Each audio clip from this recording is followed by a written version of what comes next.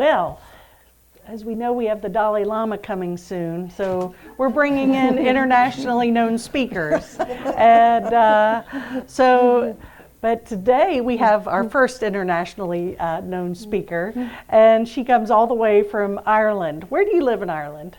I live in County Wicklow. I was born in the north of Ireland in Belfast, but for many years I've lived in Wicklow, which is south of Dublin, which is the main city on the east coast. Great. Well, Ireland is such a beautiful place, and there's nothing better than hearing an Irish person speak. I remember when we had our ministerial classes a couple of years ago, many of you all know Ahanu, and he's from Ireland, Kevin O'Grady. And we used to just love to have him read to us all the time. We'll read some more. So it's like, it's such a beautiful voice. And Trish Cameron is a medicine woman from Ireland who does much healing for individuals and the planet.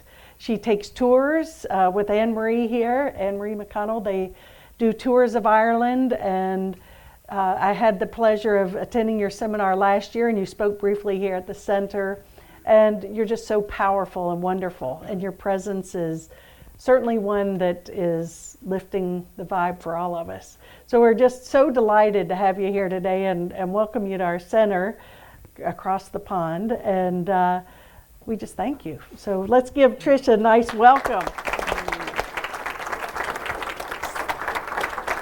Thank you, dear.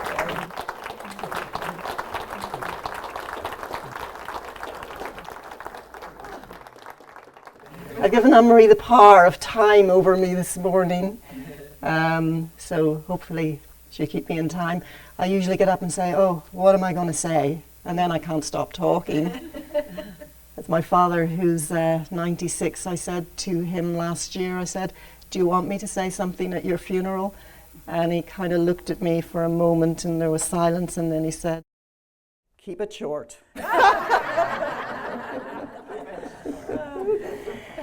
And that has been my difficulty today, because Bridget, Goddess and Saint is so all-encompassing that it is just very challenging to know what to say in a short space of time about her. And here's where I'm going to make my first digression, because I feel that it is very much part of her teaching with me, that as I walked in here this morning, I just felt so much love and welcome here for me. And I just felt myself open. I thought, oh my goodness, I can't get up and say anything now. I just feel too touched and too open, too full of the welcome of these beautiful beings here. And then I realized that this actually is part of Bridget's teaching of regeneration. There is that moment as we leave behind the old and that we stretch for the new that comes at this time of the year. There is that void, that stepping into that place of not knowing and trusting, where the faith and the hope of this time of the year is to embrace what comes. And that is a necessary part, and sometimes that's, well, I forget, and sometimes we forget that power and vulnerability go hand in hand. So I thank you for this teaching, and that's my experience of walking with Bridget, is she makes me walk it. I can't just talk it, have to walk it as well. So I really felt I stepped into the void this morning coming in and just received. Thank you for your welcome. And so as I sat with her this morning and said, well, what do you want me to say this morning? Two threads came, and that was the one of regeneration, which I've just spoken about at this time of the year, and the other of no separation. And I thought, well, maybe that's opportune at this time to bring this to you, as it is your election year, and it is an opportunity for new growth and regeneration. And also I know that there is a great need to heal separation so that your beautiful land can thrive and prosper and grow in a good way. So Bridget, Bridie, Breege, Briganta, she's known by many names, and this is her time of the year in the old Gaelic calendar. Her festival, her feast day, is on February the 1st in these times. In the older times it would have gone by the moons, but now we have it on the 1st of February, Candlemas Day in the other tradition. And why is she here? So for that I just need to explain a little bit to you about the Gaelic calendar.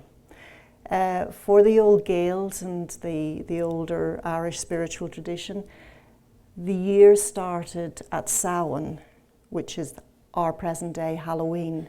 So for them, the year started going into the dark, because that's where they believed that all life began. It began in the dark. We begin in the dark of our mother's womb. The seeds are in the earth over the winter time, and it is only with the spring and the growing light that we see them above the ground, but they are already growing and germinating. So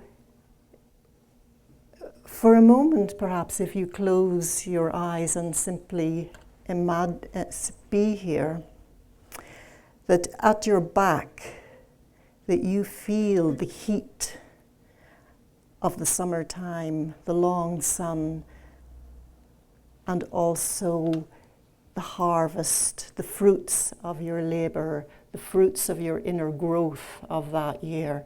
Feeling that as at your back as you look and face into the darkness that is coming, the darker, colder days.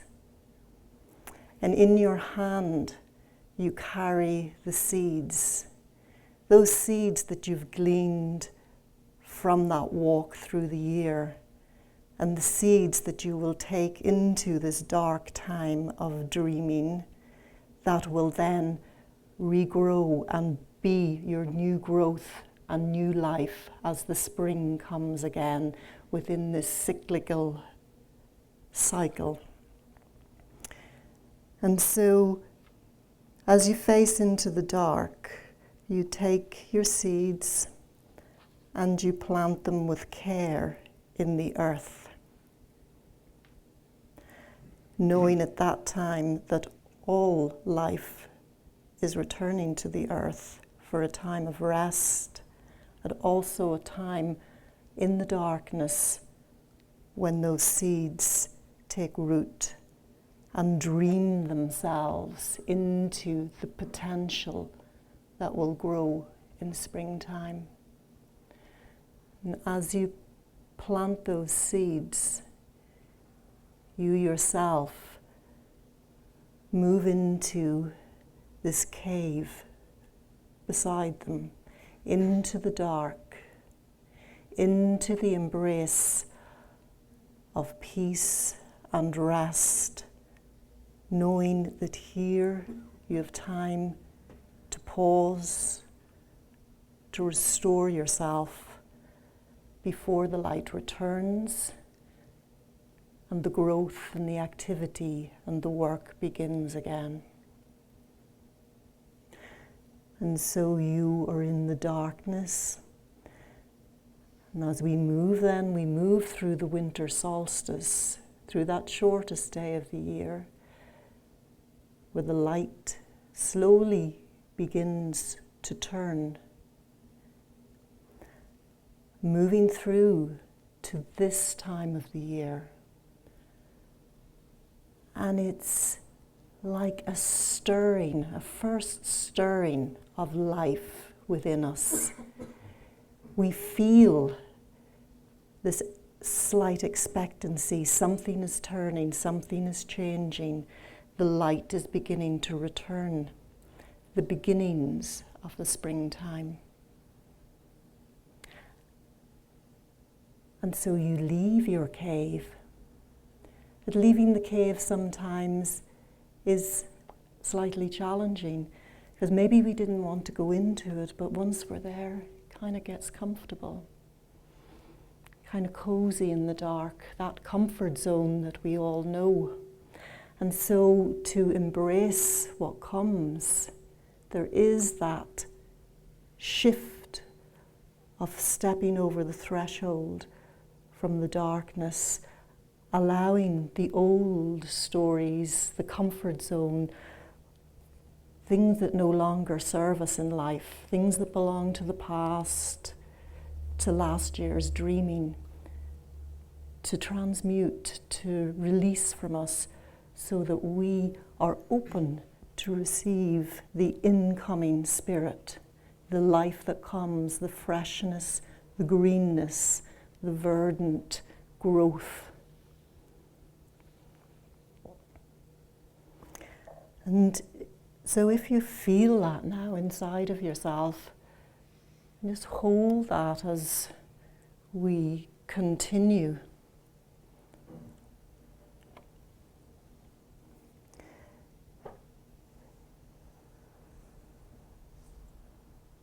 Just that vulnerability and power.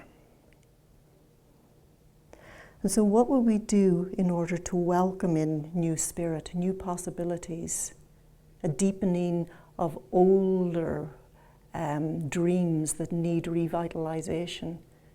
In this time of the year comes purification, and we have it in the Christian world.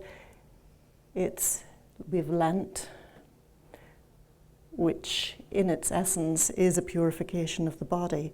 So this would be a time to clear and cleanse ourselves, prepare this temple, this body, to receive the light, receive new growth, regeneration, as you would in the garden, that you prepare the soil, you open to allow whatever new life deeper and deeper in your beingness. It's also a time for spring cleaning our house.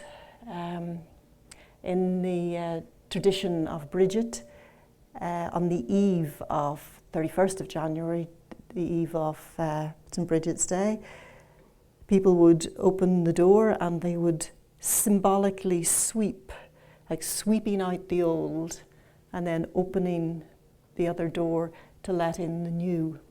So the outer and the inner worlds connected. And that's what Bridget does so beautifully.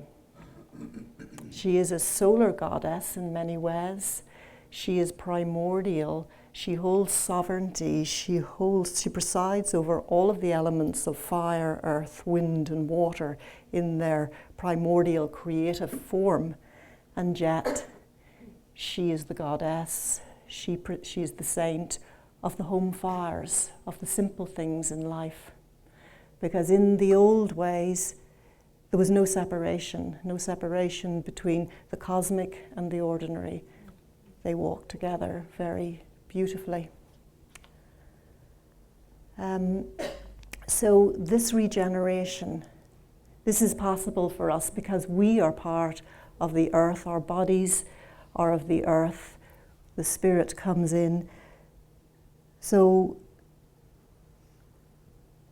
asking yourself, what is it that I want to regrow, open, stretch to? What can I release so that I make room for new? The second strand that she talked about in this short time, was the one of no separation. And there's something that was written in an article, and I thought, well, I can't really say it any better than this. So what he's saying is that perhaps one of the most complex and contradictory goddesses of the Celtic pantheon, Bridget can be seen as the most powerful religious figure in all of Irish history.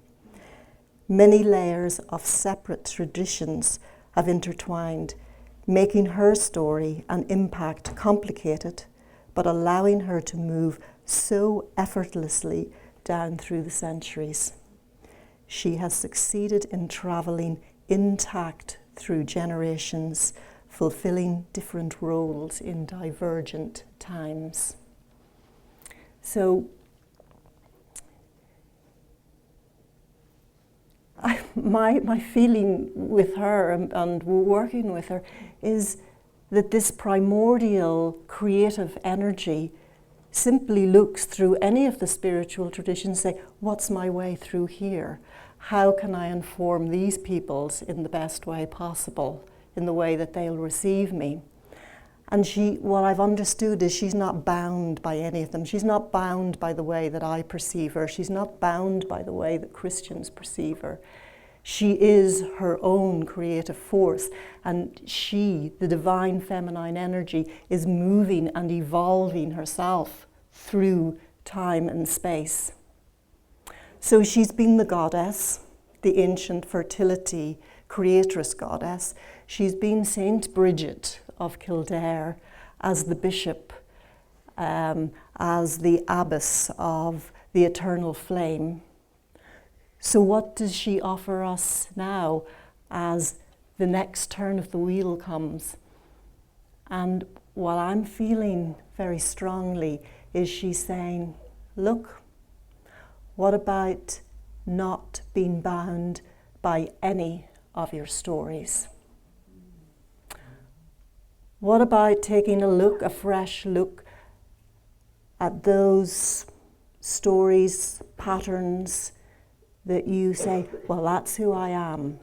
This is where I belong. What about standing in that vulnerable ground in the void between what has been and what is coming, and recreating ourselves beyond the stories that we have of ourselves? Not that the stories aren't important, because they can be useful guides and tools for us. But to be bound by them is to limit ourselves. And I believe that that's the point that we're at as humans, to understand, value and honor the stories that have brought us to this point, and to say, okay, there is a new creative turn of the wheel coming, so who am I, or what can I be within this? And open to being taught, led by Bridget and those that are like her, that are here to help us. And I feel that you all in Namaste, I really feel that coming from all the different traditions, that you do stand on that common ground. The willingness to include rather than separate. And common ground in the past may have been seen as a weaker place to stand, because you're not here and you're not there. But my knowing now is common ground is the strongest and most courageous place to stand. So Anne-Marie's going. So I could talk on, but I think it's time to stop. Tell them to come this afternoon. Oh, yes. For more. Yes, so we will continue this afternoon from 2 to 5 in, is it here? Yes, Yep. you want to tell a little bit about what we're going to do? Well, if I know, since it changes. Well, I think we will continue those themes of regeneration within ourselves and look at those places where separation can be healed within ourselves. Look at places that may have served us but may not serve us into the future, so that we become more coherent and having the courage to step into more unknown territory, which seems to be the demand and the invitation of these times that we're in. Thank you all. Thank you so much.